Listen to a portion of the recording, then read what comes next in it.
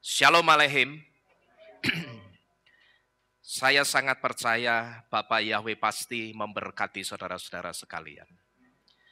Pada pagi hari ini, Bapak Ibu Saudara sekalian, kita akan kembali bersama-sama mendengarkan firman Elohim dan kita juga akan belajar Torah yang pada pagi hari ini akan berbicara tentang spiritual attack. Kalau secara letterlek saudara, spiritual attacks artinya adalah serangan roh.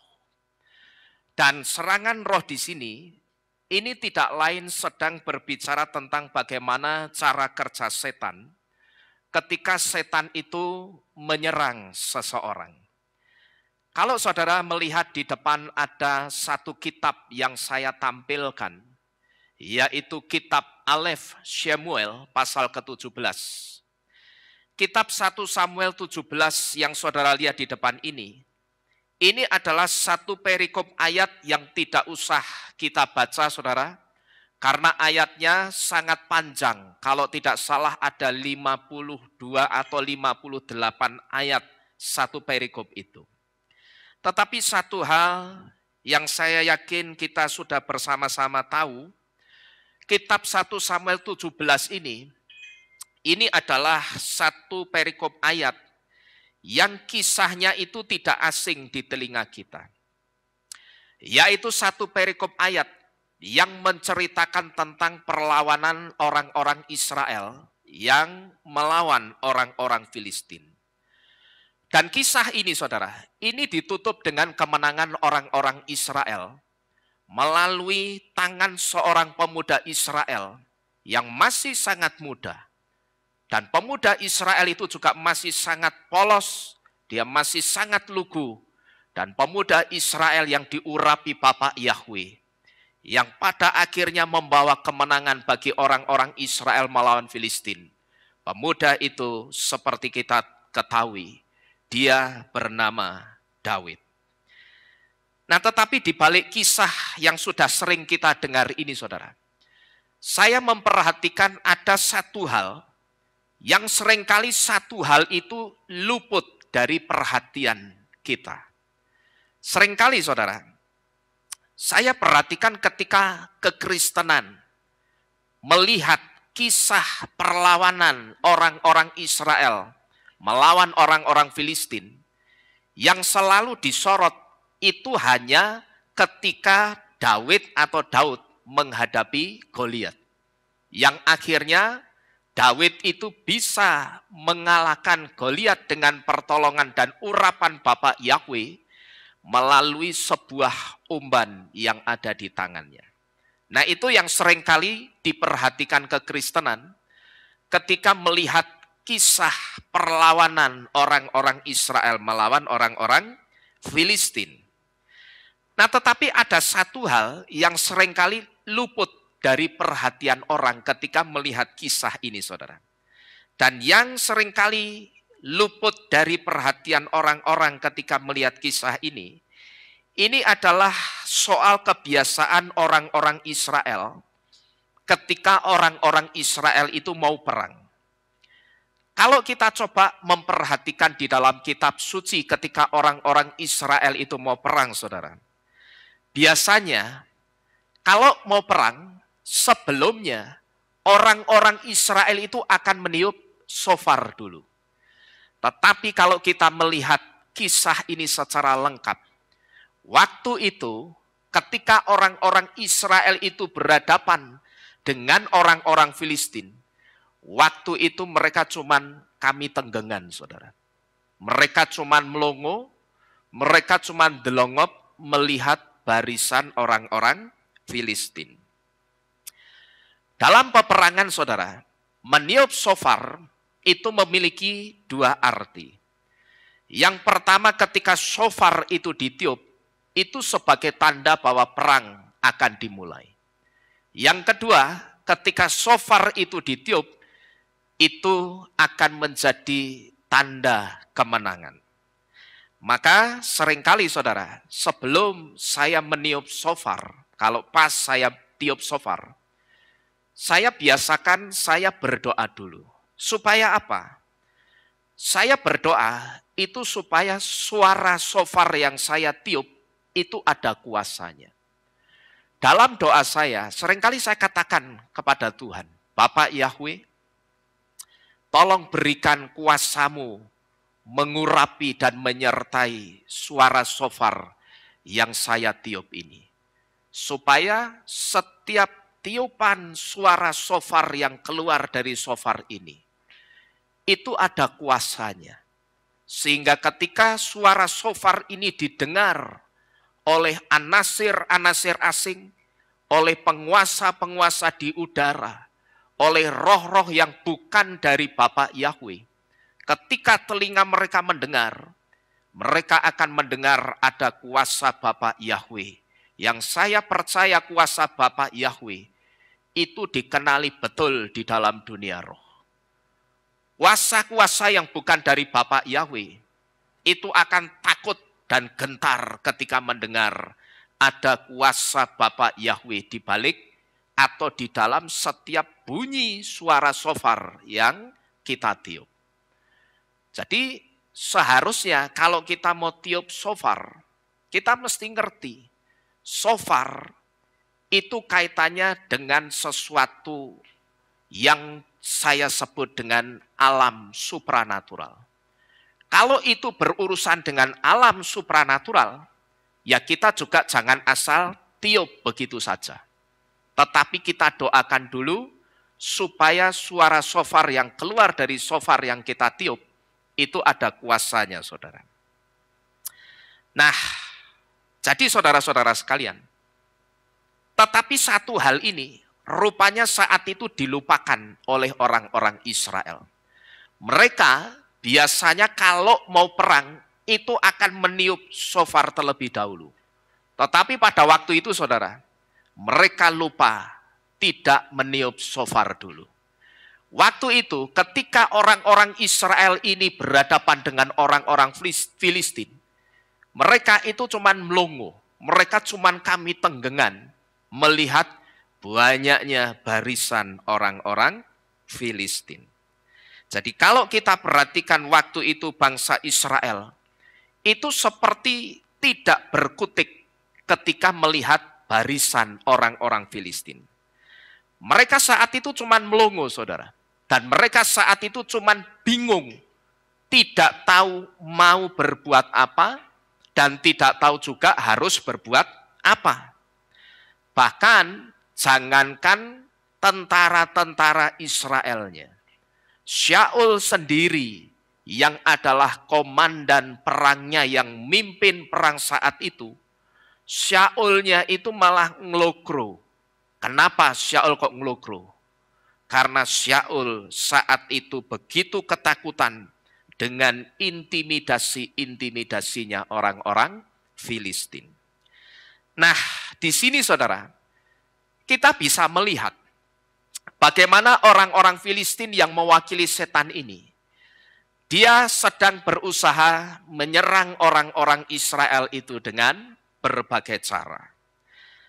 Nah, sebetulnya kalau kita perhatikan cara-cara yang dipakai oleh orang-orang Filistin, ketika orang-orang Filistin itu mengintimidasi orang-orang Israel, sebetulnya saudara, cara-cara yang dipakai oleh orang-orang Filistin ketika mereka mengintimidasi atau menyerang orang-orang Israel, cara-cara yang dipakai itu sebetulnya cara-caranya setan ketika setan itu mau menjatuhkan seseorang. Dan di sini saudara, kita bisa melihat cara setan menyerang kita. Setan itu menyerang iman kita yang pertama melalui perkataan. Kalau saudara melihat di dalam kitab 1 Samuel 17 ayat yang ke-8a, di situ dikatakan dan dia di sini adalah orang-orang Filistin. Dan orang-orang Filistin berdiri dan berteriak kepada barisan Israel serta berkata kepada mereka, mengapa kamu datang keluar dan bersiap-siap untuk perang? Di sini saudara kita bisa melihat, ketika setan berusaha menjatuhkan iman kita, ketika dia berusaha jatuhkan iman kita melalui perkataan, setan itu tidak akan pernah berhenti menakut-nakuti kita. Sekalipun setan itu melihat kita sudah gemeteran, dia akan serang terus dengan perkataannya. Dan kalau kita sedang menghidupi satu pergumulan, secara khusus satu pergumulan yang berat, dan saat itu kita berdoa, saudara, setannya itu akan ngomong apa, saudara? Ketika kita sedang punya satu pergumulan, lalu di situ kita bawa pergumulan kita dalam doa, kita minta tolong kepada Bapak Yahweh untuk pergumulan kita itu, di situ setannya akan mengatakan apa? Memangnya doamu itu bisa mengalahkan aku? Setannya itu akan ngomong begitu, saudara. Saya yakin di antara kita pasti ketika berdoa untuk pergumulan kita, pernah terbersit di pikiran kita seperti itu. Dan sebetulnya ketika muncul di pikiran kita, memangnya doamu itu bisa mengalahkan aku. Sebetulnya asal saudara tahu, kata-kata itu kata-kata tanamannya setan. Itu kata-kata yang ditanam setan, yang tujuannya itu untuk mengaduk-ngaduk perasaan saudara. Tujuannya juga supaya iman saudara itu gugur. Jadi kalau kita perhatikan, apapun yang kita lakukan di dalam pergumulan kita, itu akan selalu diserang dan selalu dibalikkan setan. Nah, kalau selalu diserang dan dibalikkan terus seperti ini, biasanya orang itu akan kebingungan, saudara. Kalau selalu diserang dan dibalikkan terus seperti ini, memangnya doamu itu bisa mengalahkan aku. Memangnya doamu itu bisa menjadi jawaban atas pergumulanmu. Nah, kalau ketika orang berdoa tetapi selalu diserang dengan kata-kata seperti ini, yang saya sebut serangan-serangan seperti ini sebetulnya sedang dibalikkan lagi kepada kita. Tidak jarang yang muncul di pikiran orang itu biasanya apa, saudara? Bingung, orang akan kebingungan. Nah, dalam situasi seperti ini, saudara, ketika kita berdoa dan ketika kita merasakan seolah-olah doa kita itu seperti ada yang mementahkan di pikiran kita, Kitab suci memberitahu kita, tetaplah berdoa dan jangan berhenti berdoa. Amin. Karena apa? Karena sampai hari ini, saudara, doa itu masih dan tetap menjadi jawaban dari segala sesuatu. Amin. Doa itu masih dan tetap menjadi jawaban dari segala sesuatu. Ketika saudara muncul di dalam pikiran saudara, memang bisa doamu itu menyelesaikan masalahmu. Di situ saudara harus katakan, dalam nama Yesus bisa, pasti bisa. Karena aku percaya doa sampai hari ini masih dan tetap menjadi jawaban segala sesuatu. Amin. Lalu yang kedua, saudara, biasanya caranya setan menyerang seseorang. Setan itu menyerang dengan cara mengacaukan pikiran.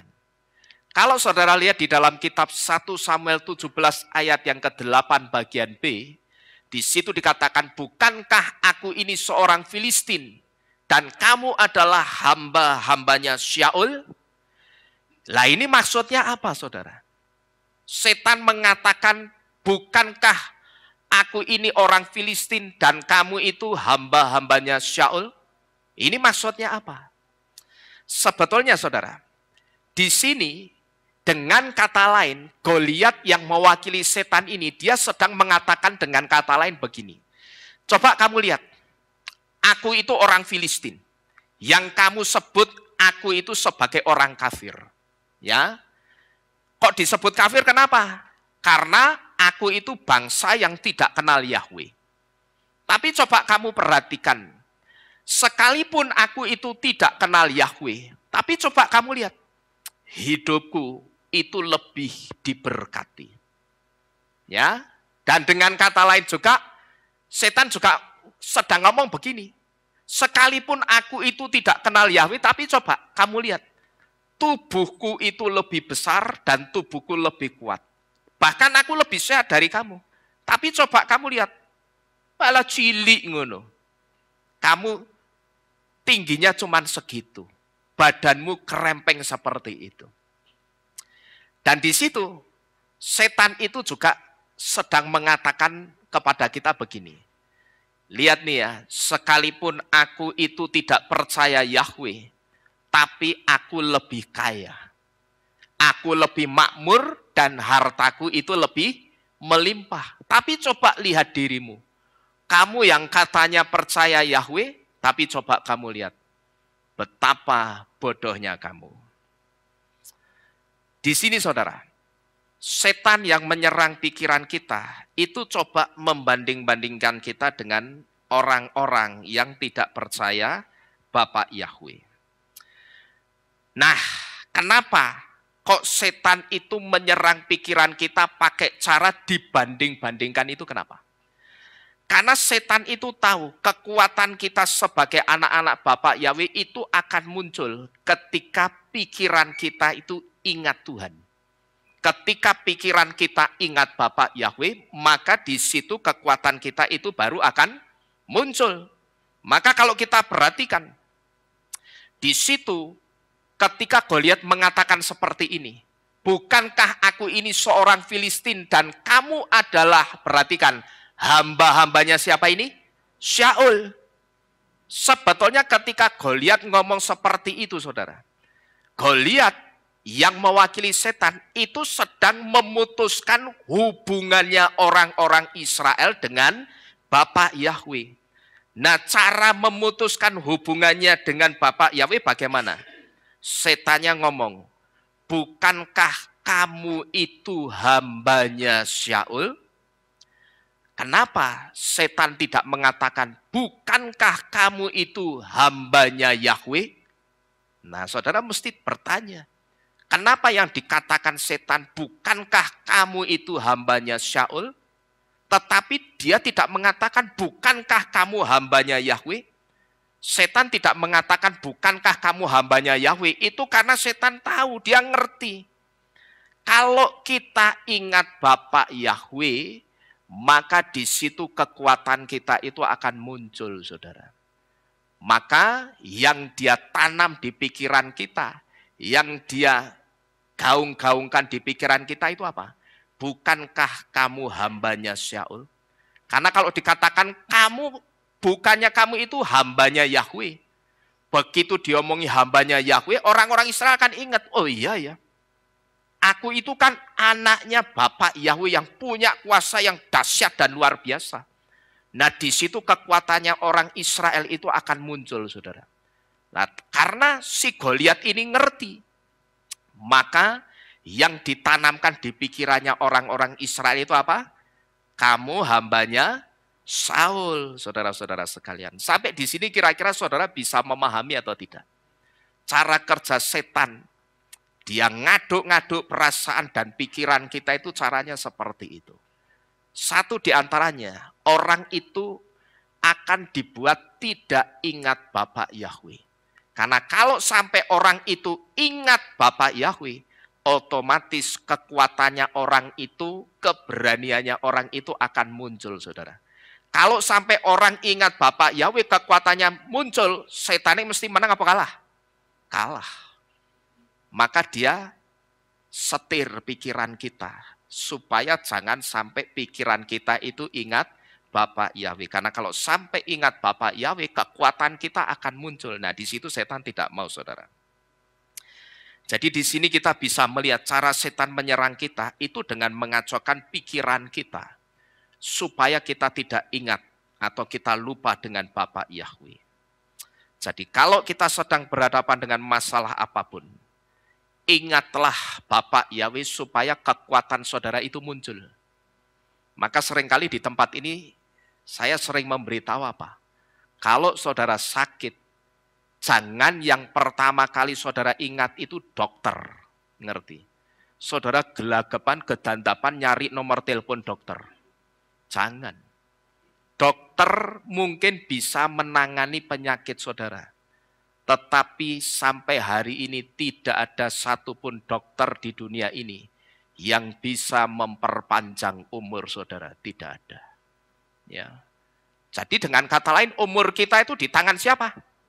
Tangan Bapak Yahweh. Kan dokter boleh enggak? Boleh. Enggak salah. Yang enggak boleh itu kan kedukun. Ya toh? Dokter enggak apa-apa. Cuman ketika saudara dalam keadaan darurat seperti apapun, saudara sakit, saudara mengalami satu masalah, jangan yang saudara ingat pertama itu orang, dokter dan orang lain. Tapi ingatlah Bapak Yahweh. Supaya ketika saudara ingat Bapak Yahweh, kekuatan yang ada di dalam saudara itu akan muncul. Ada seorang motivator yang namanya kalau tidak salah Anthony Robbins. Dia pernah membuat satu buku yang judulnya Awaken the Giant Within. Membangkitkan raksasa yang tidur di dalam diri kita. Nah sebetulnya dengan kata lain saudara, Anthony Robbins itu sedang memberitahu di dalam diri kita masing-masing. Itu sebetulnya ada kekuatan. Cuman seringkali kita lupa kalau kita itu punya power atau punya kekuatan. Nah, yang bikin kita lupa itu siapa? Satu di antaranya. Ya setan. Kenapa kok dibikin lupa? Saya tanya. Ya supaya tidak ingat Bapak Yahweh. Ya toh muter-muternya di situ kalau saudara perhatikan.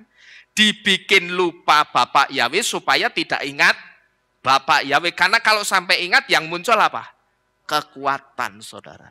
Ya, jadi saudara mesti perhatikan ini baik-baik. Kalau saudara sedang dalam satu masalah apapun, ingatlah Bapak Yahweh supaya kekuatan saudara itu muncul. Kemudian, setan juga menyerang iman kita dengan cara memisahkan kita dari komunitas supaya kita itu tidak kompak. Kalau kita melihat di dalam kitab 1 Samuel 17 ayat 8 bagian C, di situ dikatakan, kata Goliat, pilihlah seorang bagimu dan biarlah dia datang kepadaku. Datang kepadaku itu maksudnya melawan aku, melawan Goliat. Nah sekarang coba saudara perhatikan. Di situ ada kata, pilihlah seorang. Seorang itu satu orang apa lebih dari satu orang? Satu orang, namanya saja seorang. Pilihlah seorang bagimu. Pilihlah satu orang bagimu. Nah ini maksudnya apa saudara? Goliat tidak mengatakan pilihlah 10 orang. Dia juga tidak mengatakan pilihlah 20 orang atau 30 orang untuk menghadapi aku.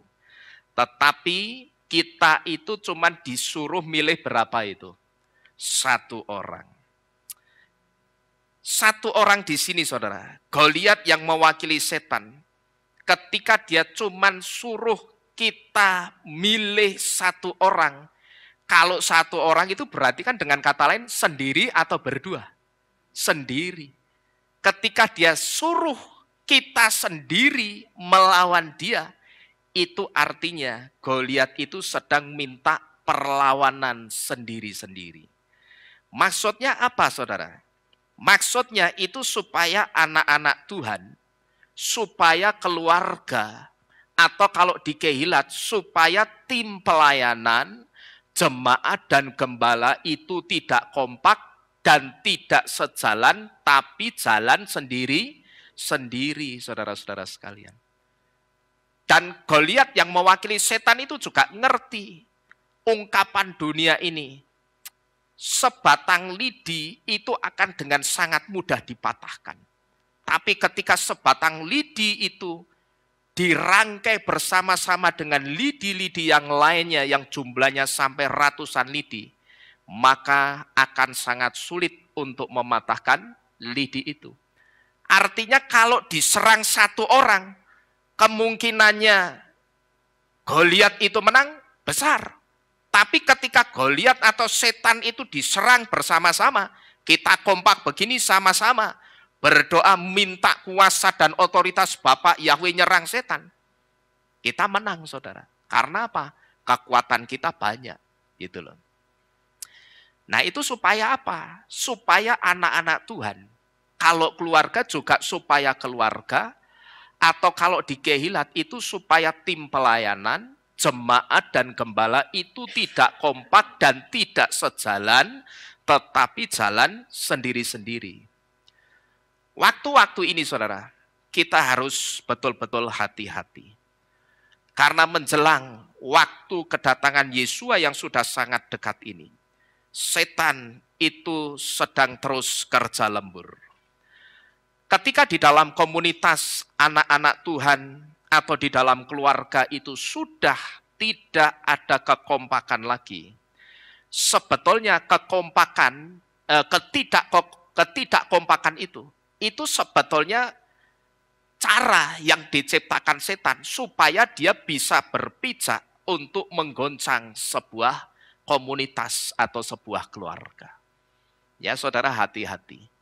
Kalau di dalam sebuah komunitas, kita ini termasuk komunitas ya, keluarga juga iya. Tapi kalau di dalam sebuah komunitas atau keluarga sudah tidak kompak, asal saudara tahu, sebetulnya ketidakkompakan itu akan dijadikan pijakannya setan untuk menggoncang komunitas atau keluarga itu. Kalau di dalam sebuah keluarga ada yang berdoa dan bergumul, tapi tidak pernah ketemu golnya, saya bisa memastikan di dalam keluarga itu pasti tidak kompak. Alias apa ini? Jalan sendiri-sendiri. Kalau di dalam sebuah keluarga bergumul untuk satu pergumulan yang sama, tapi sampai hari ini pergumulannya tidak selesai-selesai, itu bisa dipastikan di dalam keluarga itu pasti tidak ada kekompakan. Setiap anggota keluarganya itu pasti bisa dipastikan mereka jalan sendiri-sendiri, saudara. Jadi kalau saudara menggumulkan sesuatu tetapi sampai hari ini pergumulan saudara tidak selesai-selesai, coba saudara selidiki ini. Barangkali saudara dan keluarga saudara itu belum kompak. Kalau kompak saya percaya, saudara bersatu berapapun jumlahnya, kitab suci mengatakan apa? 2-3 orang berkumpul dalam namaku Yesua, aku akan hadir di situ. Kalau Yesua rohnya itu hadir datang di tengah-tengah orang yang kompak, pergumulannya jadi atau tidak saudara kira-kira? Mesti jadi. Jadi sekali lagi kalau saudara menggumulkan sesuatu tetapi saudara renungkan sampai hari ini kok tidak selesai-selesai, itu kenapa ya? Coba saudara selidiki satu hal ini, barangkali saudara dan keluarga saudara itu tidak kompak. Nah kemudian, setan itu juga menyerang iman kita melalui perasaan. Kalau saudara melihat di dalam kitab 1 Samuel 17 ayat 43 bagian A, di situ dikatakan, anjingkah aku, maka engkau mendatangi aku dengan tongkat? Kalau tadi saudara, setan itu menyerangnya pikirannya seseorang. Ya, kalau tadi setan menyerang pikiran seseorang. Tapi sekarang yang diserang apa saudara? Perasaan seseorang. Di situ setan katakan apa itu? Memangnya aku anjing, kok kamu datang bawa tongkat? Memangnya aku kiri, kok mbok gawa ke gebuk? Gitu loh, kira-kira seperti itu saudara. Biasanya saudara, kalau orang imannya itu tidak kuat, ketika dia mendengar kata-kata seperti ini, biasanya hatinya itu akan mengatakan apa? Iya ya, memangnya dia itu anjing ya. Kok tak bawain pentung? Memangnya ndeknen ki kiri. Ya. Wong ki setan duduk kiri kok tak gawake gebuk gitu loh. Kalau di dalam pergumulan kita saudara, setan itu akan pakai satpamnya otak kita yang namanya logik atau logika. Perhatikan ini baik-baik. Cara setan menyerang perasaan kita itu caranya kalau dalam pergumulan kita. Setan itu akan pakai satpamnya otak kita yang namanya logika. Di situ logika kita itu nanti akan disetir untuk mengatakan apa. Iya, memangnya masalahku ini kecil. Kok cuman tak selesaikan pakai doa itu memangnya bisa apa? Masalahku yang besar ini cuman selesai dengan doa. Bukankah doa itu cuman rangkaian kata-kata? Benar juga ya. Kan doa itu cuman rangkaian kata-kata. Yang benar itu kan harus ada actionnya. Saya katakan ya memang. Wong kitab suci saja memberitahu apa? Iman tanpa perbuatan hakikatnya mati. Dengan kata lain, iman tanpa action yang ada apa? Percuma, tidak berguna. Nah, di situ setan itu akan nyetir logika kita untuk mengatakan, iya ya, memangnya masalahku ini masalah yang kecil. Ini kan masalah besar. Mana mungkin masalah yang besar ini bisa selesai cuman dengan rangkaian kata-kata yang disebut doa. Nah, orang kalau imannya tidak kuat, begitu diserang perasaannya, logikanya akan main seperti itu, saudara. Nah, saudara-saudara sekalian, sebetulnya kalau kita jeli melihat situasi ini, sampai di sini, sebetulnya Goliat atau setan itu sudah mulai ketakutan. Perhatikan yang saya highlight warna kuning. Kalau kita mulai berani, dia akan takut. Dalam kasusnya bangsa Israel, rasa mulai beraninya orang-orang Israel itu ditunjukkan dengan sikap apa, saudara? Ketika perwakilannya orang-orang Israel yang namanya Daud maju bawa apa tadi?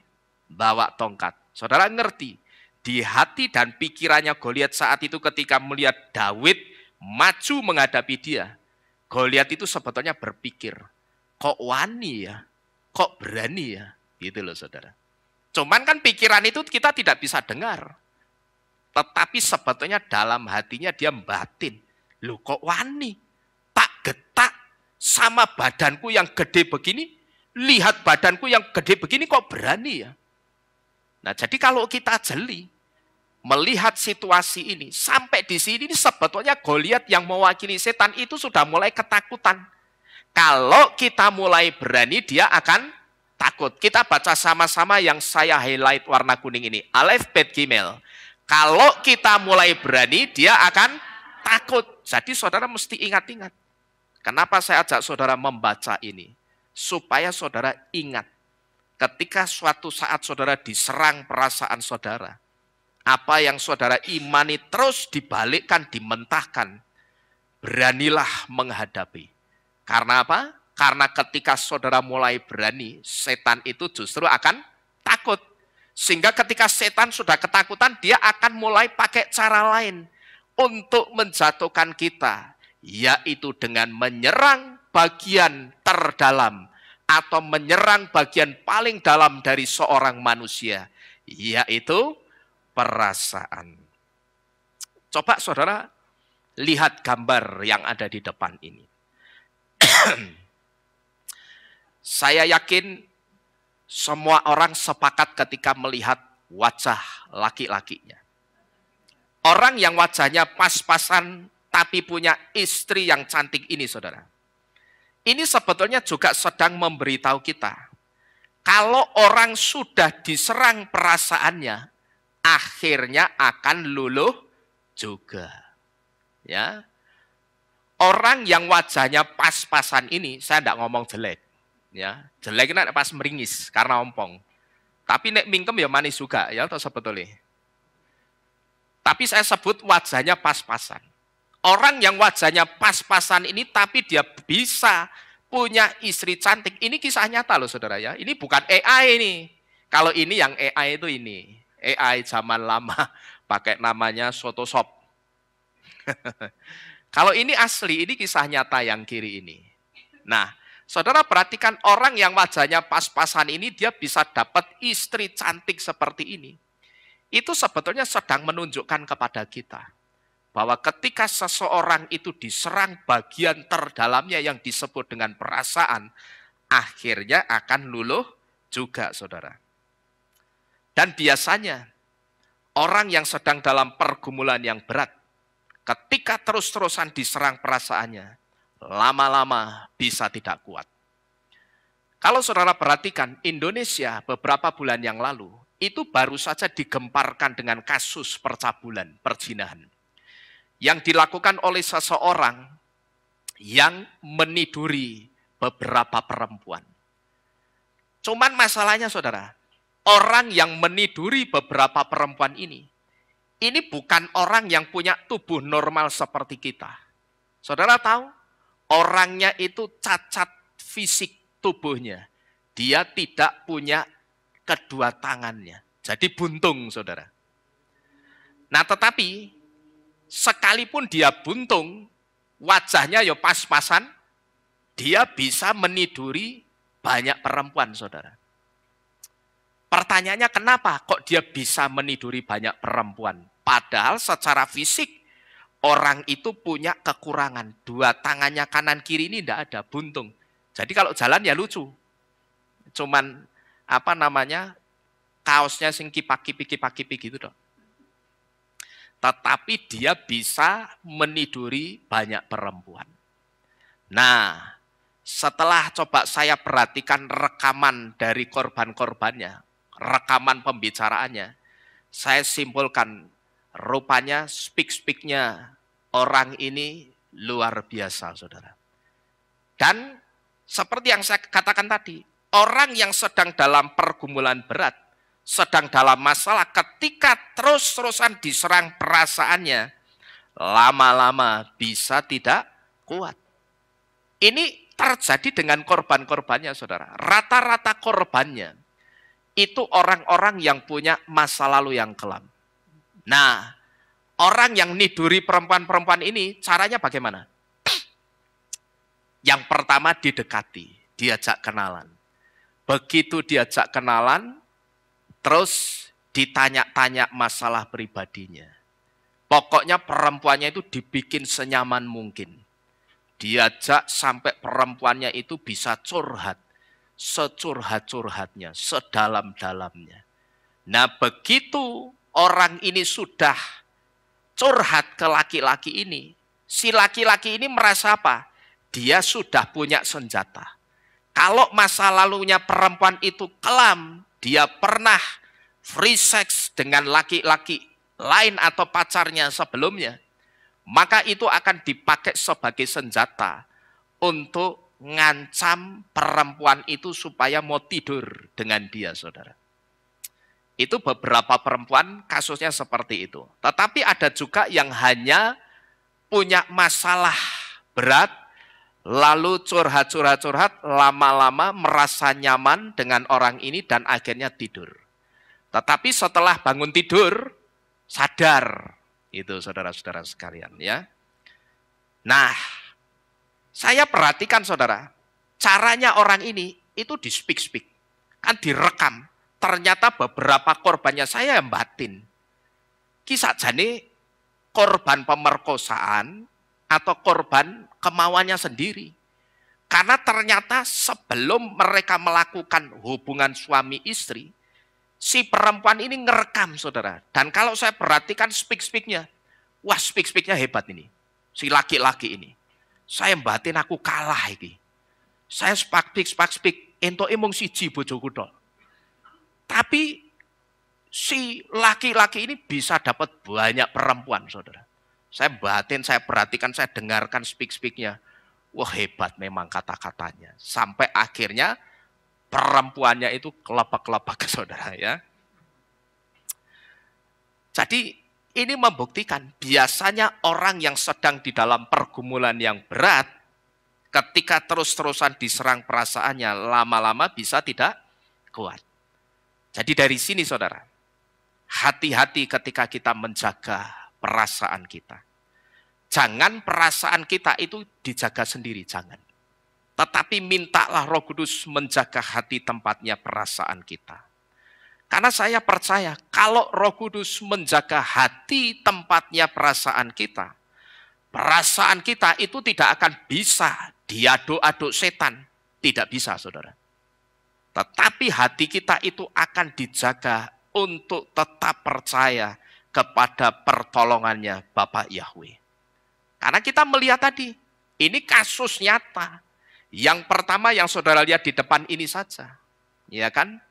Orang melihat orang ini pasti sepakat akan mengatakan wajahnya pas-pasan. Tetapi kenyataannya orang yang wajahnya pas-pasan bisa mendapatkan istri yang sangat cantik. Bahkan ada orang yang wajahnya ganteng banget, tapi dapat istri biasa-biasa saja. Ya toh? Itu kan banyak terjadi. Semua itu kembali ke masalah apa, saudara? Hati tempatnya perasaan. Jadi di sini kita bisa mengambil satu pelajaran. Hati-hatilah ketika saudara itu menjaga perasaan. Jangan saudara jaga sendiri. Saudara tidak akan bisa menjaga sendiri karena saudara itu bukan yang menciptakan hati saudara. Saudara itu bukan yang menciptakan hati. Saudara itu hanya pribadi yang menerima hati dan saudara itu hanya orang yang memfungsikan hati itu. Tetapi saudara bukan penciptanya. Nah, kalau saudara bukan penciptanya, hati-hatilah ketika saudara itu menjaga hati tempatnya perasaan. Jangan dijaga sendiri, tapi mintalah Roh Kudus untuk menjaga hati tempatnya perasaan kita. Karena saya percaya ketika hati tempatnya perasaan kita itu dijaga oleh Ruach HaKodes, maka hati tempatnya perasaan kita itu akan dijaga untuk tetap percaya kepada pertolongannya Bapa Yahweh. Amin. Amin. Bapa Yahweh memberkati saudara-saudara sekalian. Kita tunduk di dalam doa, Bapak Ibu Saudara sekalian, kita akhiri firman pada pagi hari ini.